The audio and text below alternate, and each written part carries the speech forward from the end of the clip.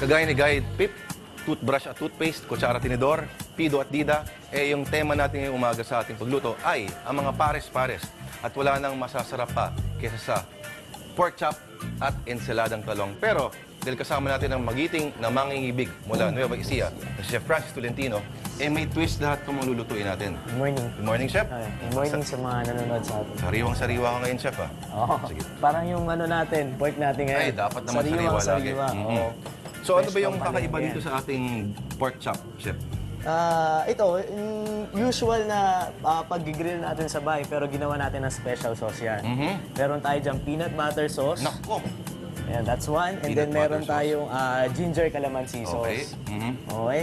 So, peanut butter sauce para dun sa mga kids or yung mga nanay or tatay yung medyo mahilig siya. Medyo sweet and nutty flavor ng konti. Okay.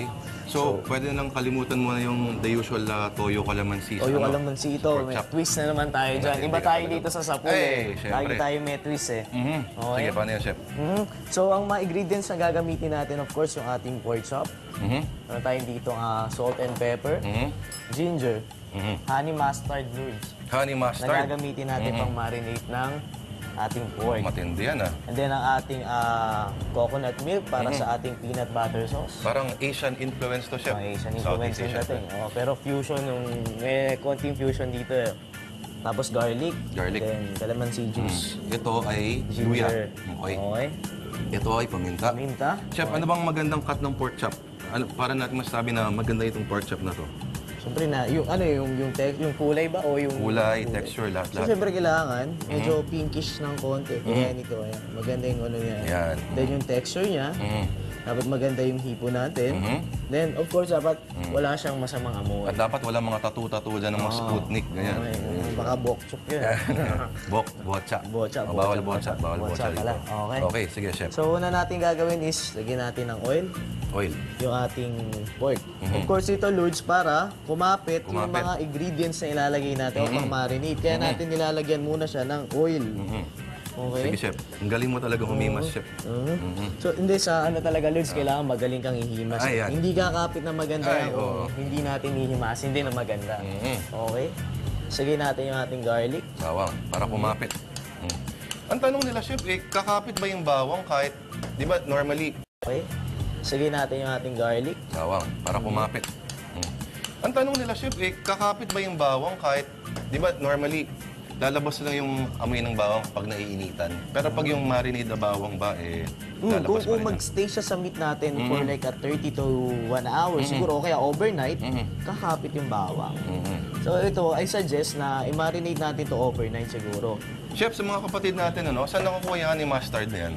Sa grocery lang. Grocery. Lourdes. Ano Meron yan, yan, parang ano? meron yung small sachet o small pack na nabibili. Murang-mura na lang. Alam mo brand, pero hindi natin pwede banggitin. Okay. Tapos, salt. Siyempre. Huwag na huwag kakalimutan ng asin. Huwag lang sobra. Season natin. So, habang ginigrill din natin ito mamaya, season din natin to ng salt and pepper. Just to make it sure na ma-season mabuti yung ating pork chop. Masahihin po yung mga salsa. Dapat minamasahan sa laman. Kita mo naman, Lourdes, kung Minamasahe sa paano ko laman. minamasahe yung pork chop natin. Pwede ka na magtrabaho sa spa, Chef. Magaling ka. Magaling. Okay. Magaling yan. Chef, may si Shay, Okay. Pwede naman, Lord naman Lourdes. na Tawagin ko siya ng Frances. Diba? Para plural. Hindi ko alam kung saan galing yung S eh. Okay lang yan, Chef. Maraming Iba matawag sa iba akin. naiisip ko rin eh. So habang nakamarinate yan, So ito yung pinakamarinade natin, ang honey mustard, garlic. garlic, Okay. tapos salt and pepper. So habang Tapos? gagawin na natin yung peanut butter sauce. Yan. Chef, pwede ba sa matanda yan? Kasi parang ako, personally, hindi ako mahilig sa medyo matamis na karne. Pero okay lang sa akin peanut butter sauce kapag kunyari sa mga satay-satay, mga Sa ganyan. satay, oo. Meron O sa kare-kare. naman tayong choice for for peanut butter. Pwede tayong pumili ng, meron kasi matamis, meron din maansweeten na peanut butter. Chef, bakit ito ba napili natin lutuin ngayong araw na to? Di ba parang akala ko ba healthy na tayo? Going healthy tayo. Ano pa rin naman tayo, low fat. Low pa rin fat. naman. Kasi yung natin, i-grill natin. So walang oil. Meron siyang natural na oil, pero wala tayong additional oil for like deep frying. Saka okay na yung ilang araw na nakapahinga, no? Balik ulit sa pork chop. Sa may ensalada tayo dyan. So, At kain bakit ulit. masarap ang pork chop, mga kapatid? Kasi sinasabi nila, yung karne daw, pag malapit sa buto, mas masarap. Tama ba yun, Chef? Mhm. O, yun. Kaya yan, huwag natin tanggalin yung mga buto-buto kasi masarap yun. Di ba masarap sa pork chop, Chef? Kung tira-tira na, yung inangat-ngat-ngat-ngat mo. Yan, bango. Ito na po. So, i-release lang din natin yung flavor ng ating Oil. garlic. Sa oil. Ah, Malapit na mag-Valentine's Day, Chef. Day. Oo. Ano mabalak mo?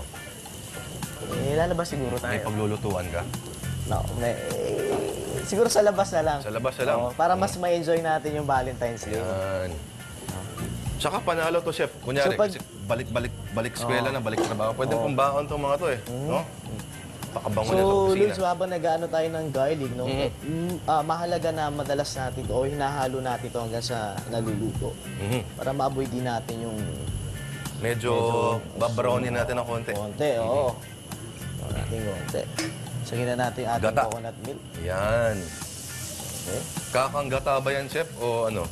Anong klaseng gata yan? Fresh gata yung Basta fresh coconut. gata. Oo, coconut milk talaga. May mga nandadaya pa rin sa gata, Chef, ha? Oo. Ginagawang powder. Ito, fresh yung ginamit natin ngayon. Hindi Yan tayo po, gumagamit ng Peanut butter. peanut butter. Anong peanut butter yan, Chef? Yun na, hindi ko na alam, Lords.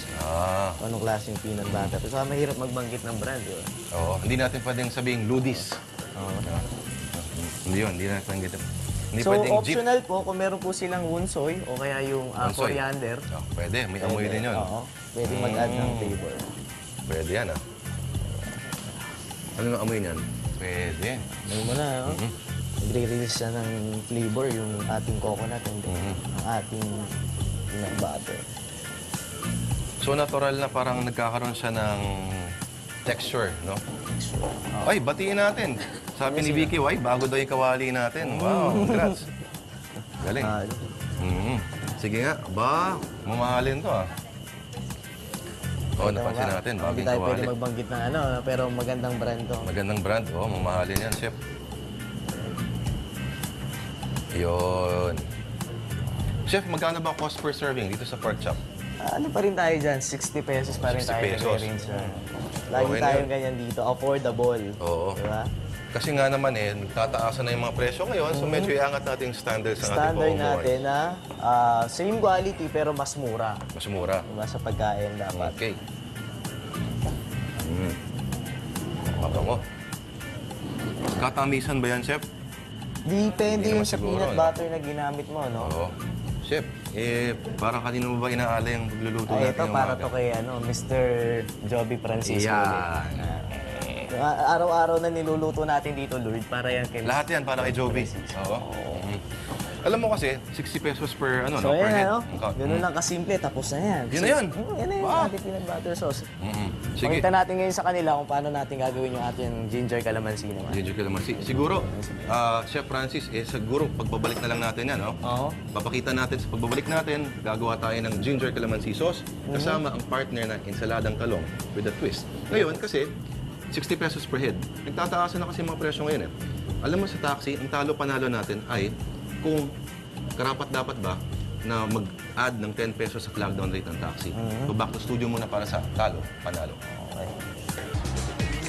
Dahil summer na, ito po ang ating picnic spread. Joke lang, matagal pa summer. Pero walang masama sa paghahanda. At para gawin yan, meron po tayong grilled pork chop na may ensaladang talong. Pero hindi po basta-basta ensaladang talong at hindi basta-basta grilled pork chop. Kasi ito po, may twist. Meron po tayong dalawang klaseng sauce sa grilled pork chop. Peanut sauce at Ang ating ginger. calamansi and ginger. Calamansi. Ito naman, Chef, ay ano kakaiba dyan? Meron tayong adobo, Adobo sauce? saka binagoongan, Ginagawa. dressing. Yan. So parang napakalaking spectrum ng flavors yan. At para samahan tayo, meron po tayong bisita galing sa the land of Pasig City. Miss Shonyao. Shonyao. Yay! Sigawan mo na yan. Favorite ko to, yung tikiman part. Sige. Chef, ako muna. Itong pork chop, titikman ko Yep. Ito po yung ating, pakita po natin mga kapatid, ito po yung ating peanut sauce. Niluto na may peanut butter at gata. Yan. At yung pork natin, ay minarinate natin siya Honey mustard. Honey mustard, garlic, salt and pepper. May Then satay, oil. ano siya? Yung satay. Parang satay. Meron satay yung dating. Di Try ba- mo naman yun sa may ano. Calamansi, garlic. ginger. Ginger calamansi. Iba. Ano ba yung ginawa, chef? Yung calamansi, ginger? Actually, ginger lang yan din, calamansi, salt and pepper. Pero paano yun, chef? Nakakain natin ba yung ginger? Bubuo Okay lang, eh. okay lang. Wala?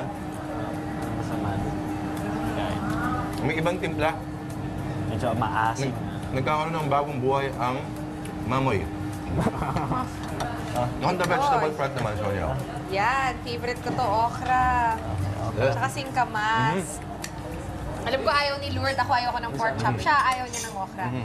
Tsaka sitaw. Sige, sige. Ano ba yung Yep. dalawang option natin? Meron tayong May adobo sauce, merong bagoong. Ay, Warning lang, yung bagoong merong siling labuyo. sakto kasi malamig ngayon. May kick. Eh, malamig kasi. Ayan. Sige. Okay. Let's Sa pang try it. picnic to, ano, chef, no? Pang picnic na pagkain. Tapos 60 pesos per serving. Per serving. Sakto yan, chef. Pag nag-picnic sila sa Baguio, na napakalamig daw ngayon. Teka. Pinapabati ni Shai, happy birthday daw kay Elisa, Anisiete, and Edwin Santos. Happy birthday. Para sa inyo to. Ang sarap ng adobo sauce. Ngayon, titikman ko yung binagoongan. Ang problema, kahit kailan, hindi ito matitikman ni B-Boy. Ating kaibigan na si B-Boy Garcia. Good morning, B-boy. Morning, B-Boy. Lia, sige.